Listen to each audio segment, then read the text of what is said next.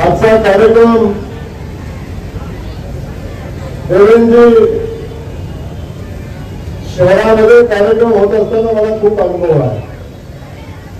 आता बघता बघता माझ्या 4 विधानसभेच्या निवडणुका झाल्या, पण शहरामध्ये लोकांना एकत्र करणं आणि कार्यक्रमाला आणून बसवणं हे सगळ्यात मोठं दिव्य असं काम असतं. देवेंद्रजी, तुम्हाला मनापासून तुमचं कौतुक या निमित्तानं करेल. एवढं मोठं मोठं करायला काळीच लागतं, आणि ते काळीच आपल्यासोबत लोक असल्यावर तयार होतं, आणि ते या ठिकाणी आपण धावून दाखवलं. एवढा मोठा कार्यक्रम आपण या ठिकाणी घेतला, आपल्याला मनापासून या ठिकाणी धन्यवाद देतो. देवेंद्रजी हा एक युवा आमदार आणि सुरुवातीपासून जेव्हापासून मी पालकमंत्री झालो, किंबहुना मी विधानसभेमध्ये पहिल्यांदा निवडून गेलो, तेव्हा माझ्या परिसराच्या नवीन आमदाराची माहिती घेत असताना देवेंद्रकडे मी कौतुकाने बघायचो. एवढ्या कमी वेळात झालेला आमदार, तो पण सोलापूर शहरात झालेला आमदार. पण मोठे अण्णा असल्यावर थोडस माझी खात्री झाली, कारण या मोठे फॅमिलीचा या शहरावर कायम प्रभाव राहिलेला आहे. मोठे फॅमिलीच्या विचाराचा मतदार या शहरामध्ये काम करतो, आणि त्यामुळे या शहराने किंवा आमदार या शहराला मिळाला. तर विक्रमजी या आमदाराकडे बघताना मला माझाही कालखंड आठवला. देवेंद्र आता कालच सांगितलं कितव्या वर्षी आमदार झाला, 34व्या वर्षी नवीन आमदार झाला. आणि मला आठवलं मी 30.5 वर्षाचा असताना आमदार झालो.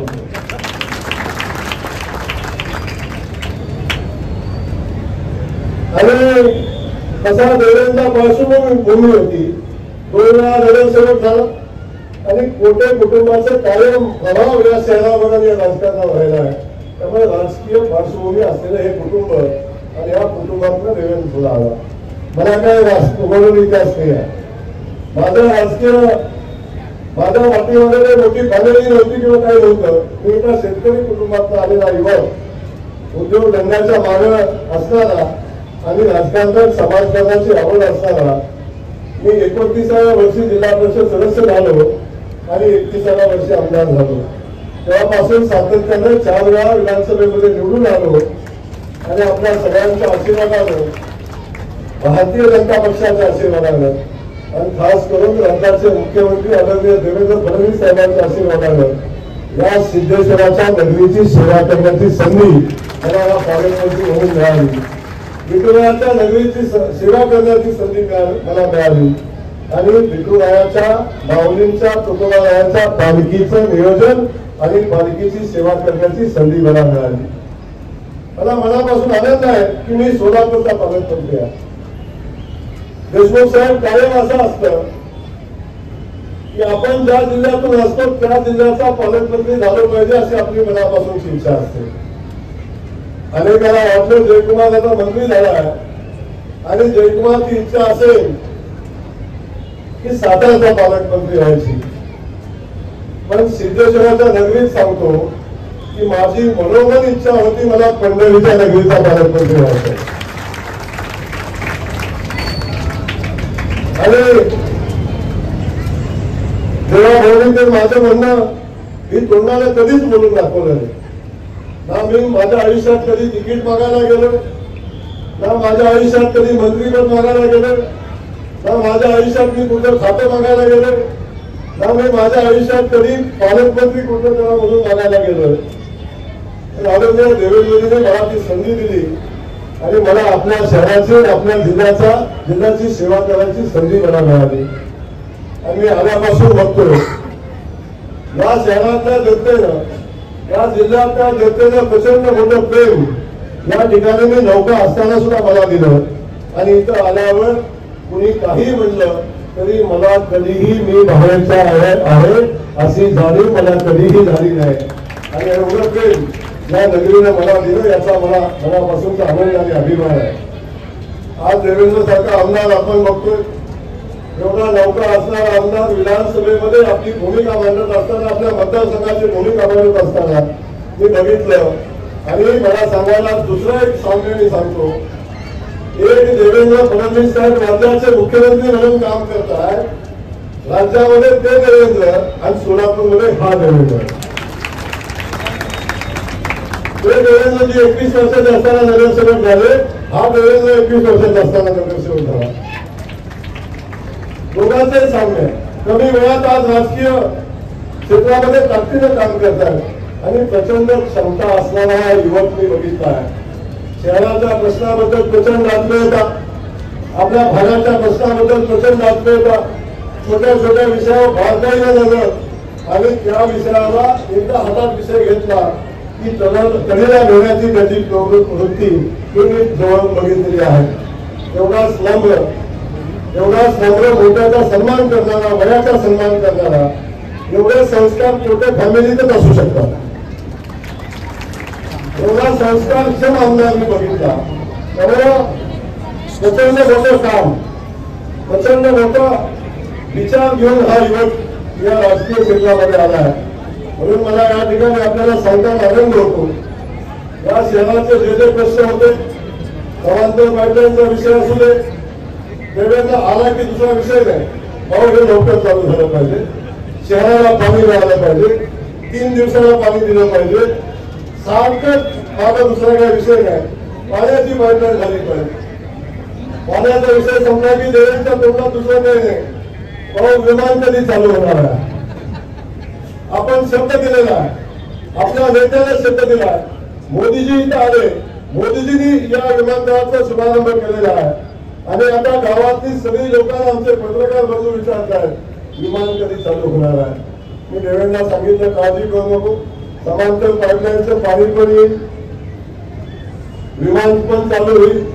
आता गोव्याचं विमान चालू झालं, देवेंद्र लगेच कोणतं भाऊ मुंबईचं बघायला. सगळ्या लोकांची इच्छा आहे मुंबईचं विमान चालू झालं पाहिजे. आता देवेंद्र तेही आम्ही सांगितले बाबा चिंता करू नको, ऑगस्ट महिन्यामध्ये मुंबई सुद्धा चालू होणार आहे.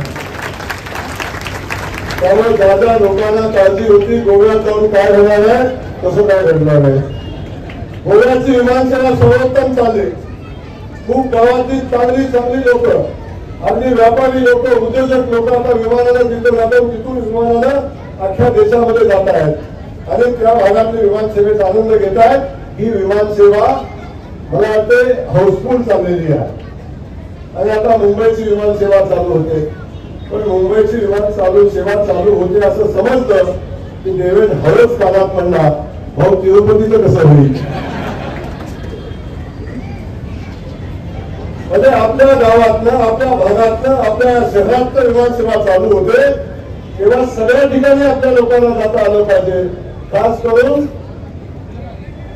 तिरुपतीला जाता आलं पाहिजे अशा पद्धतीची भावना देवेंद्रची आहे. आणि त्यामुळं शहरातला प्रत्येक विषय असू दे, आपण बघितलं असेल पाण्याच्या प्रश्नावरचा विषय असेल, मी बघितलं समांतर पाईपलाईन जेव्हा होते, पण समांतर पाईपलाईन झाल्यावर शहराच्या पाणी व्यवस्थेमध्ये फार मोठा फरक पडत नाही अशा पद्धतीने जेव्हा लक्षात आलं देशमुख साहेब, तेव्हा देवेंद्रचं दुसरं काय नाही, भाऊ शहराला पाणी मिळालं पाहिजे.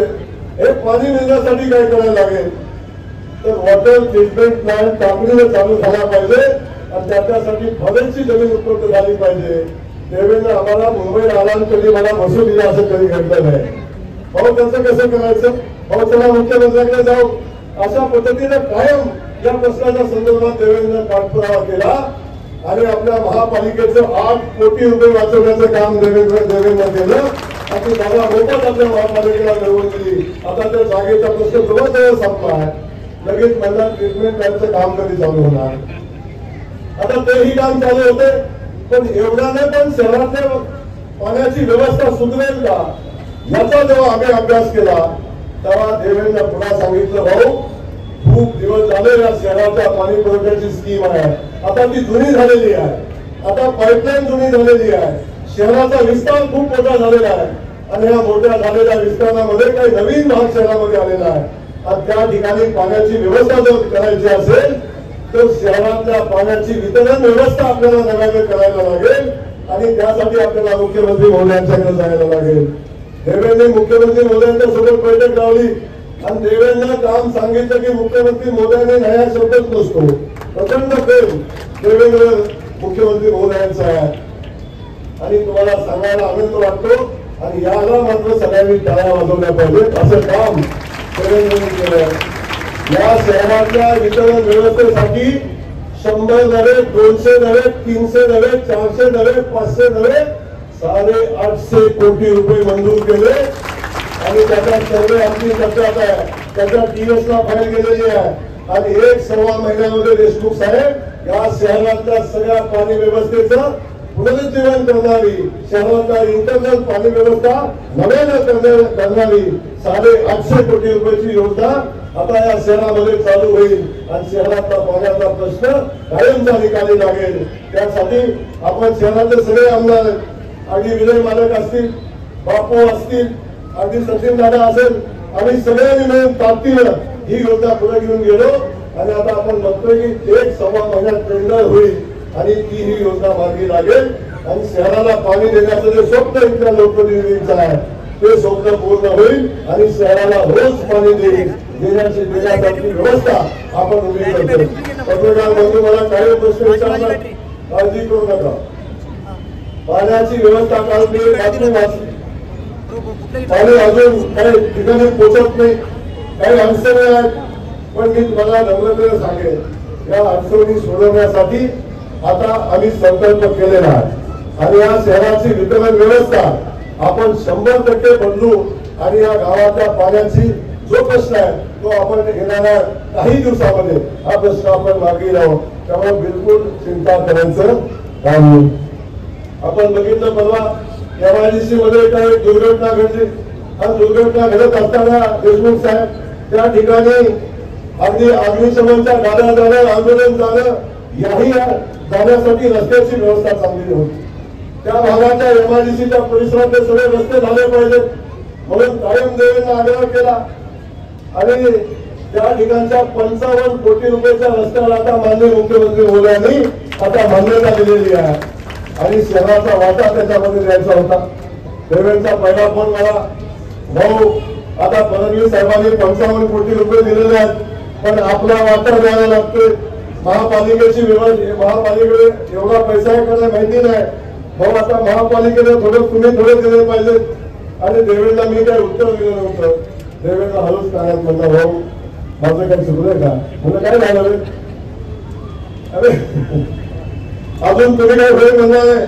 अरे देवेंद्र म्हणलं तुला होय म्हणायची कारण काय? तू सांगितलं म्हणजे झालं. होय म्हणायची आवश्यकता नाही. देवेंद्रच्या तोंडात शब्द निघाला की ते काम करायची भूमिका आमची राहते आणि मुख्यमंत्री महोदयांची राहते. त्यामुळं त्यासाठी जो वाटा द्यायला लागेल तो DPDC देण्याचा शब्द मी दिला आहे. महापालिकेत उमाशे साहेब राहिलेले पैसे आपण द्या आणि तेही 55 कोटी रुपयाचं MIDCचं काम आता आपण हातामध्ये घेतोय, तेही काम पूर्ण होईल.